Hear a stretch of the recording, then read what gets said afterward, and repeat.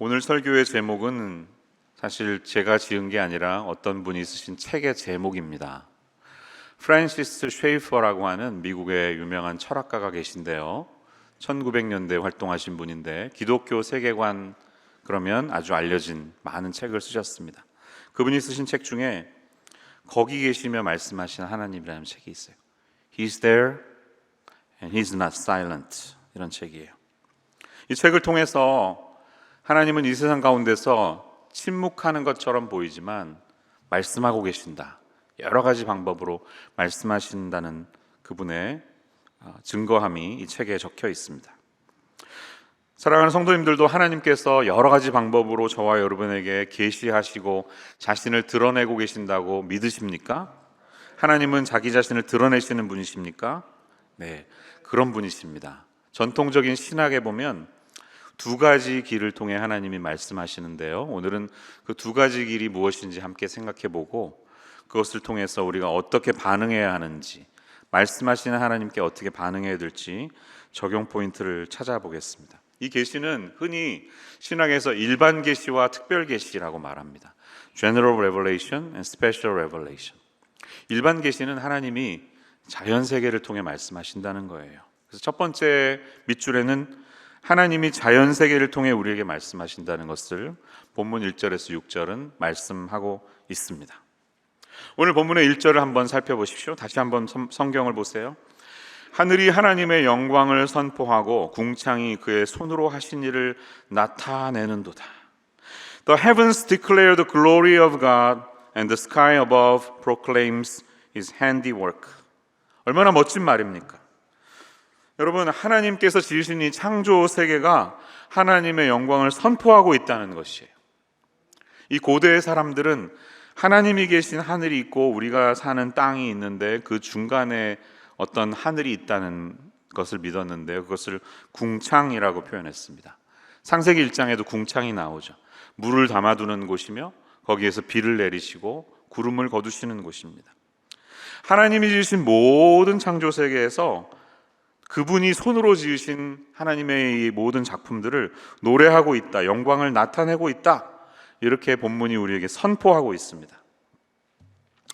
그러면서 본문은 2절에서 4절 앞부분에 보면 이렇게 표현하고 있습니다. 날은 날에게 말하고 밤은 밤에게 지식을 전하니 언어도 없고 말씀도 없으며 들리는 소리도 없으나 그의 소리가 온 땅에 통하고 그의 말씀이 세상 끝까지 이르도다.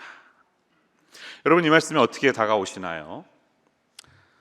세상은 그냥 그대로 흘러갑니다. 뭐 하나님이 계시다고 어차피 다 자연스럽게 굴러가는 것인데, 이렇게 생각하지만 말씀하시지 않는 것 같지만 사실은 다 여러 경로로 말씀하고 있다는 것입니다. 날이면 날마다, 밤이면 밤마다 주님이 살아계신 분이신 것을 우리에게 증거하고 있다는 말입니다. 그래서 우리말 성경이 참 재밌게 번역을 했는데요, 이 본문을 보시면 이렇게 말하고 있습니다. 날이면 날마다 말씀을 쏟아붓고 밤이면 밤마다 지식을 나타냅니다. 말도 언어도 들리지도 않는 그 소리가 온 땅에 퍼져나가고 그 말들이 세상 끝까지 이릅니다. 이렇게 말합니다. 무슨 뜻이에요? 비록 언어로 다 표현할 수 없는 세계이지만 분명히 이 경이로운 하나님의 세계를 자연이 선포하고 있음을 시인은 노래하고 있습니다. 여러분들 이 사실을 알고 계시죠? 세상에 나가면 이 세상이 정말 흔히들 말하는 것처럼 어쩌다 보니까 이렇게 된 세상일까? 어쩌다가 그냥 뭔가 폭발해서 점점점 별들이 만들어지고 이 별이 사라졌다 죽어졌다가 막 곳곳에 떨어졌는데 어쩌다 보니까 태양계가 생기고 어쩌다 보니까 뭐 수금, 지화, 목토 쭉 순서대로 있는데요. 정말 저는 자연과학을 잘 알지 못하지만 이 자연과학자들의 설명을 들을 때마다 세상이 정말 기가 막힌 질서 속에서 만들어져 있구나, 이렇게 인정하지 않을 수가 없습니다. 사람들은 압니다. 비록 언어로 다 표현하지 못해도 히브리어, 헬라어, 독일어, 영어가 생겨나기 전에도 이미 사람들은 알았습니다. 모든 날들이 말하고 모든 밤이 하나님에 관한 지식을 전해주고 있음을 알았습니다. 한 예를 들면, 여러분, 그냥 저 같은 평범한 사람은 눈이 왔으면 눈이 왔나 보다 하얗고 좋네, 예쁘네, 청소하기 힘들겠다, 연탄재 뿌리면 더러워지겠다, 뭐 이렇게 생각하잖아요. 근데 깊이 들어가면 들어갈수록 이 눈이라는 것 안에도 그 눈을 만든 창조자의 호흡이 있다는 생각을 해봅니다. 오래전에 어떤 분이 이 결정체 사진을 찍었는데요. 한번 사진을 보여주세요. 버몬트에 살던 윈스턴 벤틀리라는 분이 아주 오래전에 찍은 눈 결정 사진입니다. 어쩌다 보니까 세상이 이렇게 만들어졌다면 이렇게 완벽한 구조와 다양한 형태의 퍼펙트 쉐입으로 이렇게 세상이 지어질 수 있었을까요? 여러분은 어떻게 생각하시나요? 어쩌다 보니까 우연히 모든 것이 이렇게 생겨났을까요? 어쩌다 보니까 지구가 23.5도로 기울어져서 기가 막히게 태양으로부터 완벽한 거리가 1m만 앞으로 가도 타 죽고 뒤로 가도 얼어 죽는데 정확히 얼어 죽지도 않고 타 죽지도 않는 봄과 여름과 가을, 겨울이 공존하면서 살아가는 이 세상이 어쩌다 보니까 이렇게 생겼을까요? 아니면 이것을 계획한 누군가가 있었을까요? 사진을 보면 사진사는 사진에 보이지 않습니다. 그렇지만 그 사진이 말하는 메시지를 통해 사진사의 의도를 우리가 알 수가 있죠. 세상을 보면 그런 것입니다. 이렇게 아름답고 완벽하고 조화로운 세상을 찍은, 창조한 누군가가 있겠구나, 그런 생각을 하지 않을 수 없습니다. 정녕 창조자의 개입이 없이 어쩌다 보니까 세상이 이렇게 되었다면 저는 그것이야말로 엄청나고 놀라운 신앙이라고 생각합니다. 믿음이 좋구나, 이런 생각을 해요. 로마서 1장 20절은 그러한 생각에서 피해가지 못하도록 우리에게 담대히 이렇게 선언하고 있습니다. 함께 읽어보겠습니다. 시작. 창세로부터 그의 보이지 아니하는 것들 곧 그의 영원하신 능력과 신성이 그가 만드신 만물에 분명히 보여 알려졌나니 그러므로 그들이 핑계하지 못할지니라. 아멘. 이 창조주 하나님이 살아계심을 기억하시는 여러분 되시기를 축원합니다. 우리가 좋아하는 찬송가 중에 야외 예배 나가면 꼭 부르는 찬양이 있습니다. 뭐죠? 참 아름다워라. 오늘 불렀던 주 하나님 지으신 둘 중에 서로 1, 2위 왔다 갔다 하죠. 항상 부르는 찬송입니다. 이 시를 작사한 분은 미국의 멀티비 babcock이라는 분인데요. 야구 선수 출신의 목회자였습니다. 그 젊은 시절에 신학교를 나와서 목회를 잘 하셨더라고요. 제가 오늘 위키피디아를 좀 보다가 왔는데요. 벌티모어에서 가장 유명한 교회를 목회하셨던 분이십니다. 1800년대, 1900년대 초반을 사셨던 분이었어요. 근데 목회를 잘 하시다가 건강이 많이 쇠약해졌어요. 그래서 가족들이 제발 건강 관리 좀 해요, 이렇게 해서 당신 나가서 좀 산책 좀 하고 조깅 좀 해요. 그래서 이제 조깅하는 게 자기 일상이 되었다고 합니다. 그런데 아침에 어딘가를 떠날 때마다 아내가 묻습니다. 여보, 오늘은 어디 가요? 어디 가는 거예요? 물으면 이분은 항상 이렇게 얘기했다고 하네요. I'm going out to see my father's world. 그렇게 말했. 나 아버지의 세계를 보기 위해서 가요, 이렇게 말했대요. 우리가 아는 이 찬송의 영어 원제가 여기에서 나왔습니다. This is my father's world. 이렇게 찬양해요. This is my father's world. 그 뒤는 기억이 안 나서 못 부르겠습니다. 여러분, 이 찬양이에요. 산책을 하다가 그는 종종 언덕 너머 숲에서 새들의 노랫소리에 깊이 빠져서 오랜 시간 새소리에 귀를 기울이거나, 저도 아침에 요즘에 새벽이 되면 막 새들이 침대 옆에서 우는데요, 너무 행복해요. 너무 참 이것이 인생이다 하는 생각을 해봐요. 또 석양 무렵에 온타리오 호숫가를 거닐다가 노을이 지는 아름다운 자연을 물끄러미 바라보는 취미가 있었다고 합니다. 그러한 배경 속에서 나온 찬양이 우리가 좋아하는 찬송가 478장이에요. 참 아름다워라 주님의 세계는 저 솔로몬의 옷보다 더 고운 백합화, 주 찬송하는 듯 저 맑은 새소리, 내 아버지의 지으신 그 솜씨 깊도다, 이렇게 노래하지 않습니까? 그가 병으로 세상을 떠나고 난 뒤에 부인이 유품을 정리하다가 발견한 다이어리에 있는 유작 속에서 이 아름다운 시가 세상에 공개되었고 결국은 우리에게 잘 알려진 찬송으로 남게 되었던 것입니다. 사랑하는 여러분, 이번 한 주 날씨 좋은데요, 아침에 산책하시면서 살아계신 하나님을 만나시는 아침 되시기를 축원합니다. 산책하고 운동하다가도 하나님을 경험하고 그분을 큐티 속에서 경험할 수 있는 우리의 예배의 삶이 되기를 바랍니다. 하나님은 자연 속에서도 우리에게 말씀하신다는 사실을 믿으시면서 아멘으로 응답하는 그런 한 주간의 일상이 되시기를 축원합니다. 태양은 오래전부터 인류의 숭배의 대상이었습니다. 그도 그럴 것이 태양궤를 좌지우지하는 것이 바로 태양이 갖고 있는 빛과 열과 에너지라는 사실은 두말하면 잔소리죠. 그래서 아주 역사의 초기부터 태양은 단순한 존재가 아니라 신적인 대상이었습니다. 우리가 사용하는 달력의 일주일도 첫 번째 날이 썬데이가 아닙니까? 썬데이. 태양을 숭배하는 이 사상에서 나왔다는 것입니다. 기독교 역사가인 앤드루스라고 하는 분은 다음과 같이 말한 적이 있습니다. 태양 숭배는 가장 오래된 형태의 우상 숭배 가운데 하나이며 고대의 모든 주도적인 이방 민족들 속에서 발견된다. 성경에 기록된 초기의 태양 숭배는 애굽, 아시리아, 바빌로니아, 페르시아, 페니키아, 그리스, 로마의 신전들과 비문에서 나타난 무수한 표현에서 확증된다. 모든 역사 가운데 태양을 숭배하는 게 항상 있었다는 것이. 그래서 성경에서 여러 민족이 섬겼던 라, 오시리스, 바알, 미트라, 아폴로, 주피터 이런 신들은 다 태양과 광명을 나타내는 신들의 다른 이름이라는 것입니다.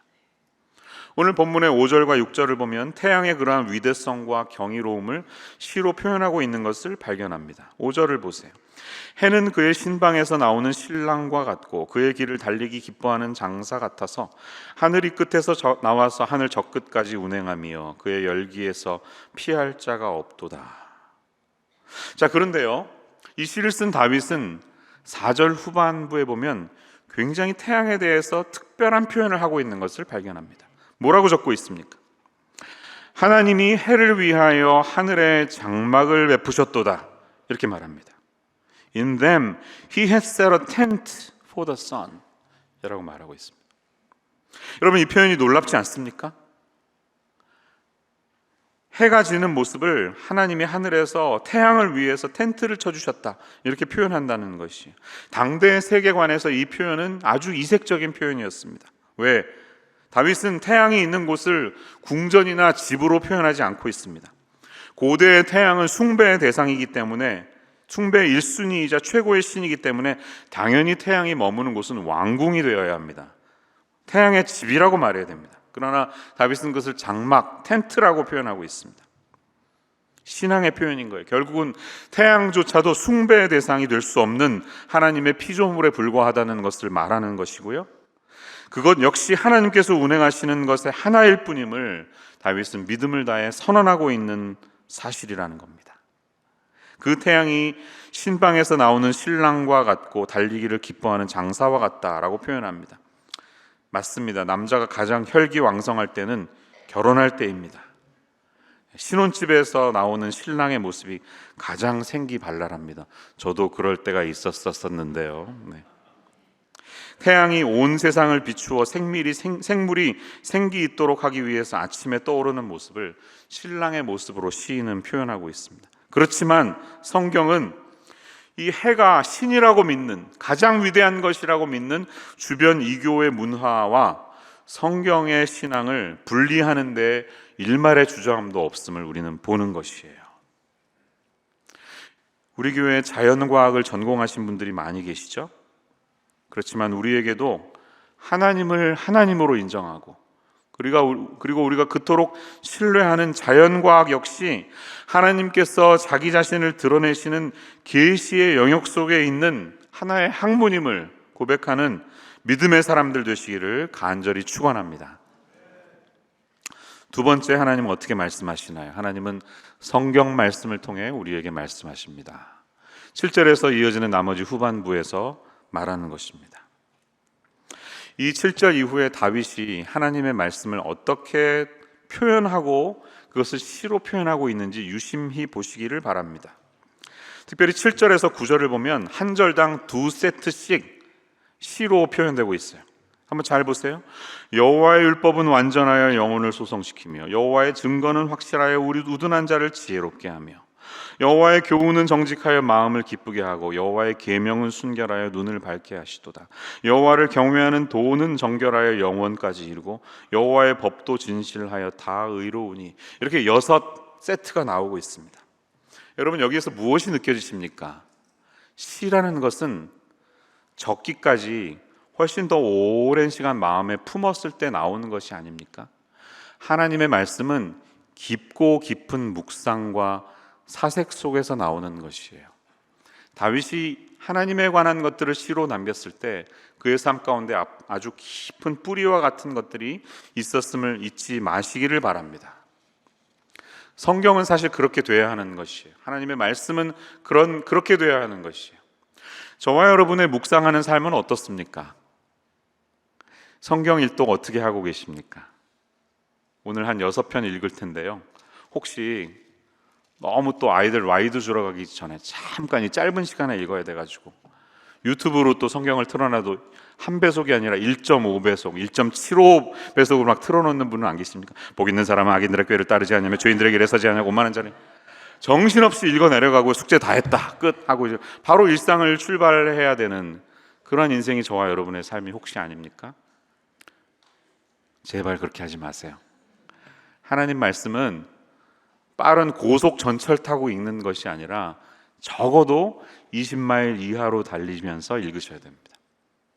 적어도 자전거 타고 아니면 걸어서, 비유예요, 걷는 속도로 읽으셔야 되는 거예요. 빠르게 읽는 것이 아닙니다. 그리고 시편은 특별히 소리를 내어서 기도 가운데 읽어보세요. 소리를 내서 기도로 표현해 보세요. 다를 것입니다.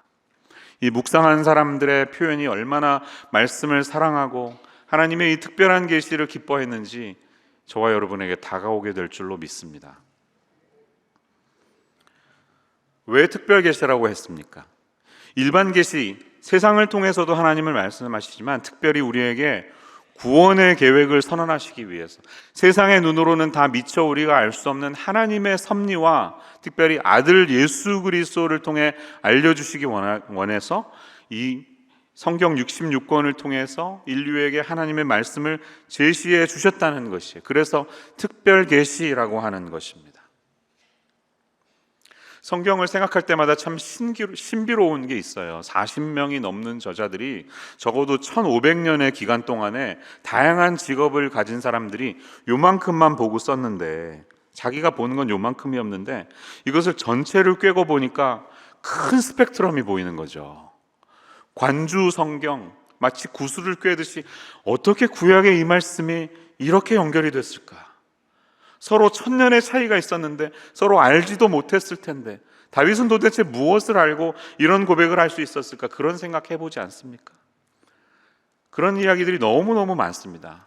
시편에 예수님이 메시아이신 것을 증거하는 메시아 시편들도 종종 있는데요, 예를 들면 시편 22편을 보면 막 이런 얘기가 나오잖아요. 그들이 나를 주목하여 보고 내 겉옷을 나누며 속옷을 제비 뽑나이다. 십자가에서 벌어지는 사건을 표현하고 있는 것 같지 않습니까? 다윗이 뭘 봤다고 이런 얘기를 했을까요? 하나님의 영감이 여기 담겨 있었기 때문이죠. 그래서 우리는 이것을 특별 계시라고 하는 것입니다. 구약을 읽으실 때 여러분 이런 생각해 보세요. 유대인들도 참 시편을 좋아하는데, 날마다 시편 읽는데 나는 유대인과는 다르게 읽어야 하지 않나, 이렇게 생각해 보세요. 그렇다면 우리에게는 예수 그리스도라는 렌즈를 끼고 성경을 읽어야 할 줄로 믿습니다. 히브리서 1장의 말씀은 하나님의 우리를 향한 특별 계시가 이런 목적으로 쓰여졌음을 선언하고 있습니다. 같이 한번 읽어볼게요. 시작. 옛적의 선지자들을 통하여 여러 부분과 여러 모양으로 우리 조상들에게 말씀하신 하나님이 이 모든 날 마지막에는 아들을 통하여 우리에게 말씀하셨으니 이 아들을 만유의 상속자로 세우시고 또 그로 말미암아 모든 세계를 지으셨느니라. 아멘. 결국 하나님의 최종 목적은 아들 예수를 통해서 최종적으로 말씀하셨다는 것이에요. 그분의 계시는 예수님을 통해 완성되셨습니다. 그리고 이분이 바로 하나님이시라는 것입니다. 창조의 시간에 함께 계셨고 그로 말미암아 모든 세계를 지으셨다, 이렇게 선언하고 있습니다. 그러니까 자연 속에서 우리가 하나님의 은혜를 체험할 때도 많지만 특별히 말씀 속에서 주님의 은혜를 체험하는 이번 한 주가 되시기를 축원합니다. 시편 속에서 우리에게 말씀하시는 하나님을 깊이 경험하기 위해서 더 많은 시간을 보내보세요. 하루 묵상 시간을 조금 더 늘려보세요. 다윗이 이 표현을 하기까지 얼마나 많은 묵상을 했을까 상상하면서 나의 큐티, 나의 묵상도 그런 시간이 될 수 있기를 사모해 보시기를 바랍니다. 7절에서 9절에 등장하는 율법, 증거, 교훈, 계명, 도, 여호와의 법, 이건 다 결국 뭡니까? 하나님의 말씀이라는 것이에요. 같은 말씀이지만 여러 표현을 통해서 시적인 심혈을 기울여서 작품을 만들어내는 이 시인들의 마음을 읽어내려 가시기를 바랍니다. 한 예를 들어볼까요? 시편에서 가장 긴 장은 119편이죠. 알고 계시죠? 119편. 몇 절이 있나요? 176절 맞습니다. 아유, 똑똑하십니다. 그 이유를 아세요? 이유? 176절인 이유? 22 곱하기 8이기 때문이에요. 22 곱하기 8. 히브리 알파벳은 22개가 있습니다. 알레프, 베트, 기물, 달렛 이런 식으로 쭉 나가요. A, B, C, D 나가는데 한 알파벳당 8절을 머리 두 운법을 써서 만든 거예요. A로 시작하는 거 8개, B로 8개 이렇게 해서 176절을 쓴 거예요. 누군가가. 야, 정말 많이 생각하고 묵상했겠다 이런 생각 안 드십니까? 그런 이 시인들의 공들임을 한번 묵상해 보시기를 바랍니다. 여러분, 우리의 하나님을 향한 묵상의 자세는 어떻습니까? 묵상이라는 말의 뜻은요, 곰곰이 씹다라는 뜻이에요. 오랜 시간 씹으면서 즐기다라는 뜻이에요. 제가 좋아하는 유진 피터슨 목사님의 책 중에 이 책을 먹으라라는 책이 있습니다. Eat this book. 굉장히 좋아하는 책인데 한번 기회가 되시면 사서 읽어보세요.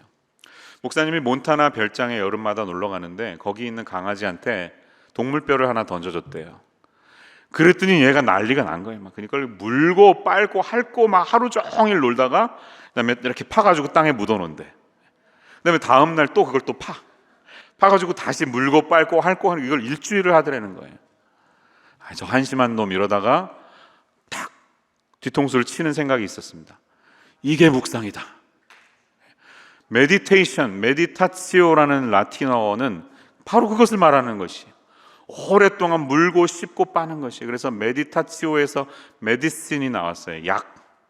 약은 이렇게 결국 삼키는 거잖아요. 하나님의 말씀은 그렇게 해야 하는 것입니다. 우리에게 바로 그러한 열정이 있어야 함을 노래하고 있는 것이, 묵상은 그렇게 돼야 합니다.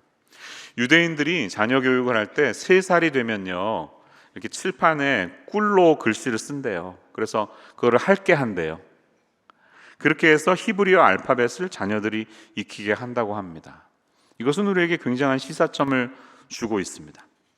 하나님의 말씀은 그냥 정보가 아니라 영혼을 위한 독서, 우리의 영혼을 살찌우기 위한 독서로서 강아지가 몇 날 며칠을 씹고 빨고 물고 하는 행위와 똑같이 되어야 한다는 것이, 그렇게 음미하고 음비하는 깊은 묵상의 삶이 저와 여러분에게 필요한 줄로 믿습니다.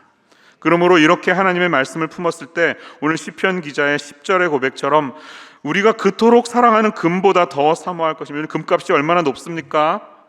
제가 자세히 소개하진 않습니다. 그러나 그것보다 내가 더 주님의 말씀을 사모한다는 고백을 할 수 있다는 것이, 이것이 꿀과 송이꿀보다 더 달도다 라는 시편 기자의 고백을 내게 주신 주님의 말씀으로 받으시는 성도님들 되시기를 간절히 축원합니다. 하나님이 자연세계를 통해 말씀하시고 성경 말씀을 통해 말씀하시는데요, 그럼 이 말씀을 받는 우리가 어떻게 반응해야 하겠습니까? 저를 한번 따라해 주세요. 말씀의 권위를 인정하고 사모해야 합니다. 하나님 말씀 사랑하시나요? 네. 그러면 길게 묵상하시다가 21세기의 다윗이 돼보자, 이런 분도 좀 있었으면 좋겠어요. 기도를 글로 한번 써보세요. 시로 표현해 보세요. 음악으로 만들어 보세요. 그림을 그려보세요. 그것이 자녀들의 믿음의 유산이 되시기를 바랍니다. 오늘 이 하나님의 말씀은 다윗을 통해 얼마나 여러 가지 각도에서 다양하게 표현되고 있습니까? 7절, 여호와의 율법은 완전하여 영혼을 소성시키며. 여러분, 하나님의 말씀은 우리를 소성시키는 줄로 믿습니다. Reviving the word, 우리의 영혼이 새롭게 되는 것이, 부흥이라는 말이 여기에서 나오지 않았습니까? 여러분, 우리가 영혼이 새롭게 살아나려면 말씀 외에는 없다는 것이에요. 역사상 여러 부흥 운동이 있었지만 다 잠시 불을 따가 사그러들었는데요, 이 부흥이 진정한 부흥되기 위해서는 항상 하나님의 말씀이 중심에 있었습니다. 위대한 설교자나 말씀 운동을 통해 부흥이 일어났다는 사실을 잊지 마시기를 바랍니다. 하나님의 말씀은 우리의 영혼을 새롭게 합니다. 오늘 예배를 드리시면서 말씀 속에서 영혼이 새롭게 되는 축복이 여러분에게 있으시길 간절히 축원합니다. 여호와의 증거는 확실하여 우둔한 자를 지혜롭게 하며. 하나님의 말씀은 저와 여러분에게 지식이기보다 지혜로 다가오십니다. 세상이 주지 못하는 지혜를 우리에게 주시는 것이 하나님의 말씀이에요. 그리고 학문의 뛰어남과 그렇지 않음에 상관이 없습니다. 멕시코에 어떤 할머니가 계셨는데 문맹이셨습니다. 까막눈이셨어요. 글을 못 읽는 분이에요. 근데 너무 예배드리고 말씀을 들으면서 은혜를 받으셨어요. 그래서 전도하고 싶다는 열정이 일어났습니다.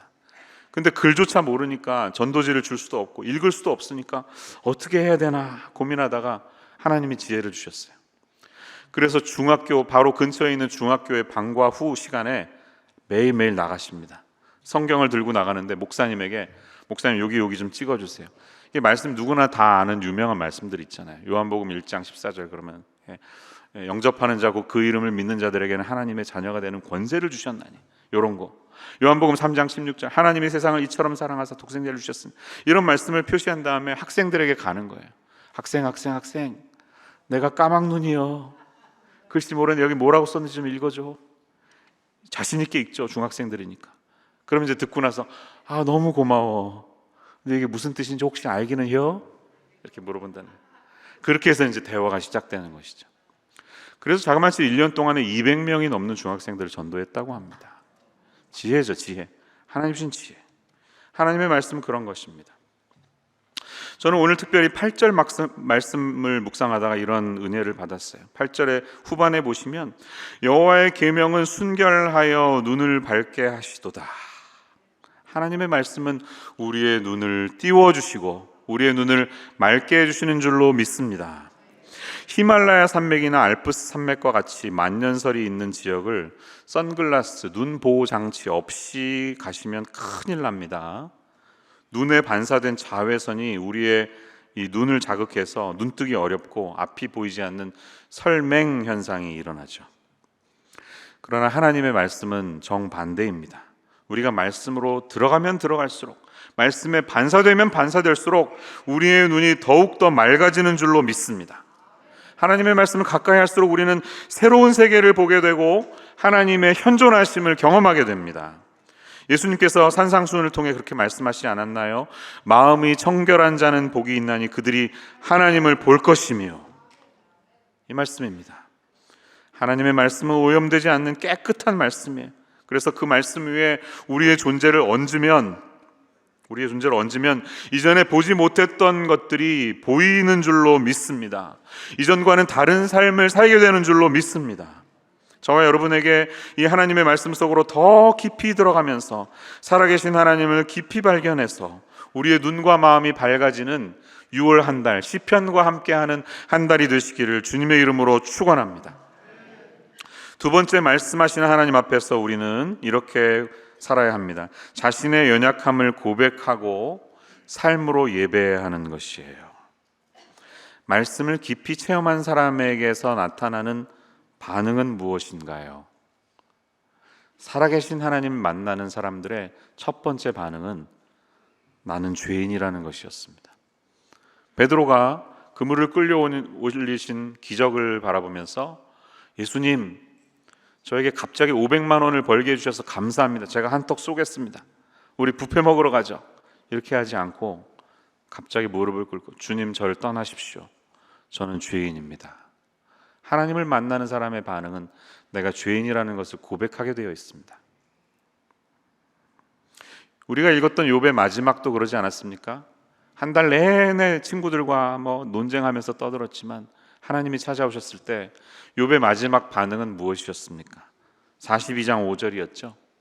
내가 죽게 대하여 귀로 듣기만 하였사오나 이제는 눈으로 주를 배움나이다. 지식으로만 알고 있었지만 현존하신 하나님 앞에 저의 무릎을 꿇습니다. 이렇게 반응하는 것입니다. 다윗도 그 고백을 하고 있는 것이에요. 12절과 13절을 다시 보십시오. 자기 허물을 능히 깨달을 자 누구리요? 나를 숨은 허물에서 벗어나게 하소서. 또 주의 종에게 고의로 죄를 짓지 말게 하사 그 죄가 나를 주장하지 못하게 하소서. 그리하면 내가 정직하여 큰 죄과에서 벗어나겠나이다. 이렇게 말하고 있습니다. 다윗은 자기가 전에 알지 못했던 아주 미세한 것들까지 다 말씀 속에서 발견하기 시작하는 것입니다.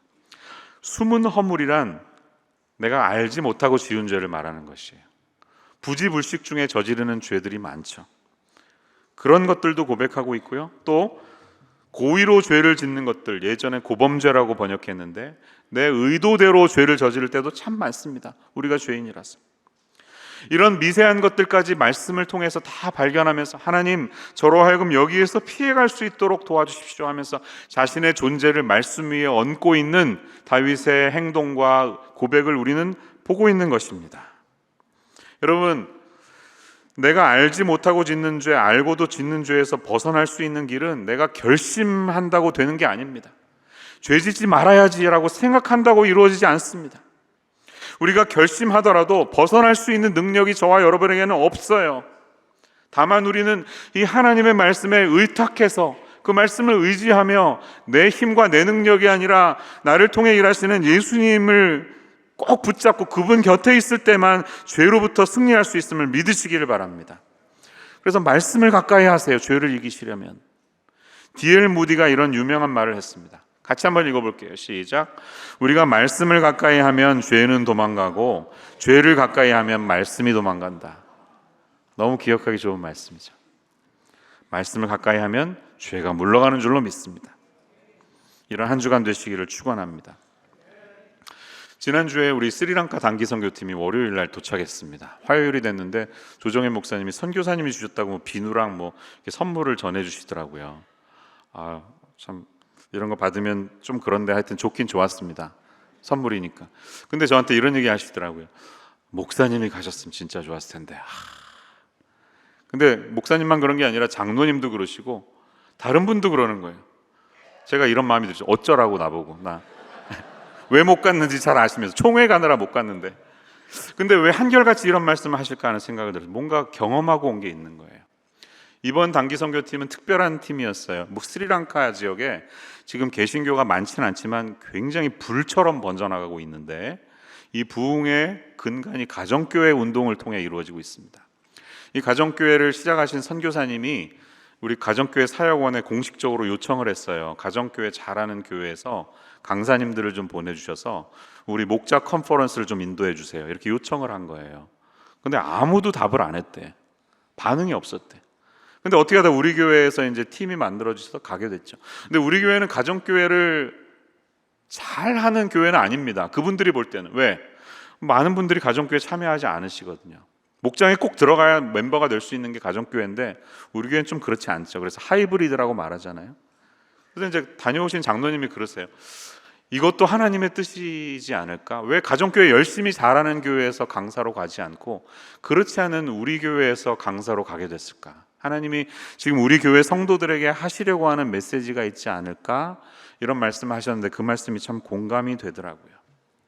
여러 간증의 스토리를 보게 되었습니다. 대단하더라고요.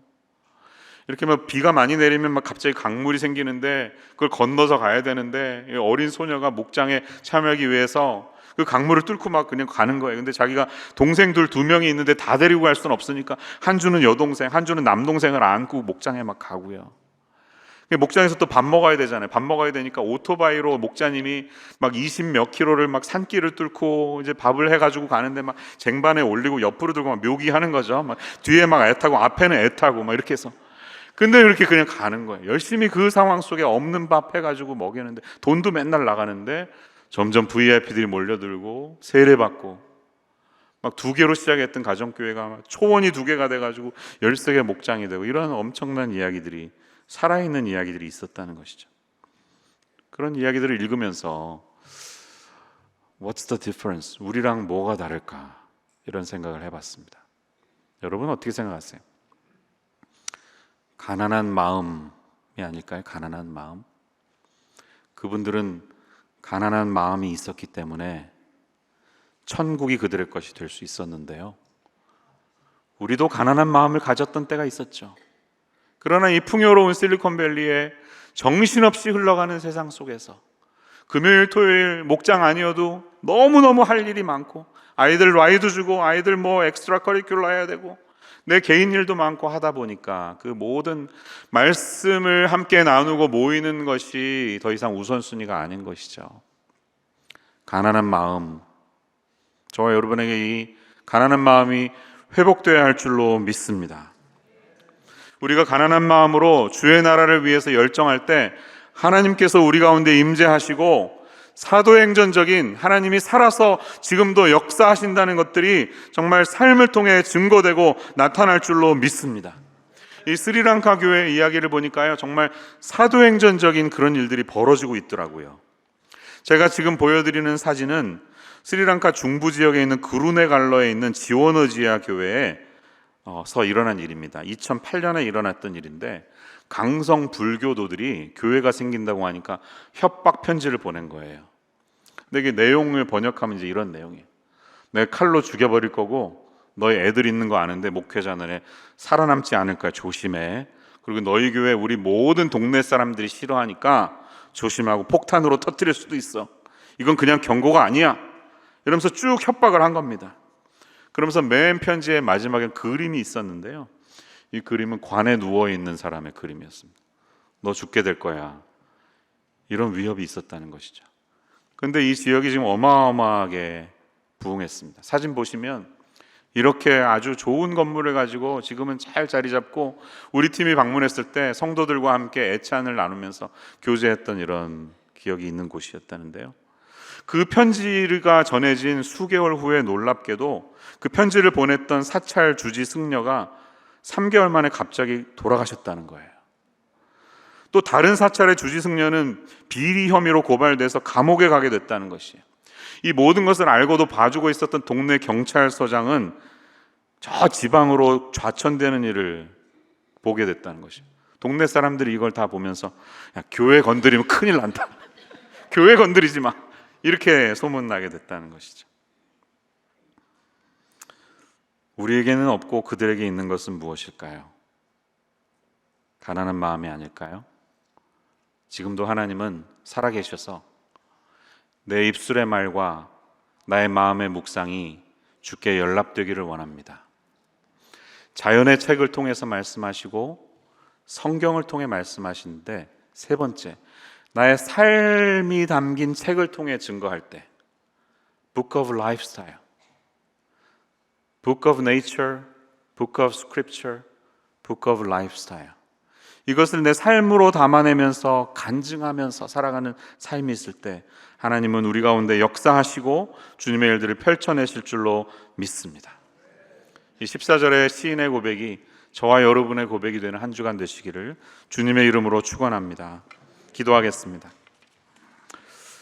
하나님, 자연을 통해 말씀하시고 성경 말씀을 통해 말씀하시는 하나님이 저희 가운데 깊이 묵상되고 삶을 통해 증명되고 살아내는 우리의 삶의 간증을 통하여 나의 입의 말과 나의 마음의 묵상이 주께 연락이 되는 삶의 예배자로 살아내는 저희들의 삶이 되게 하여 주시옵소서.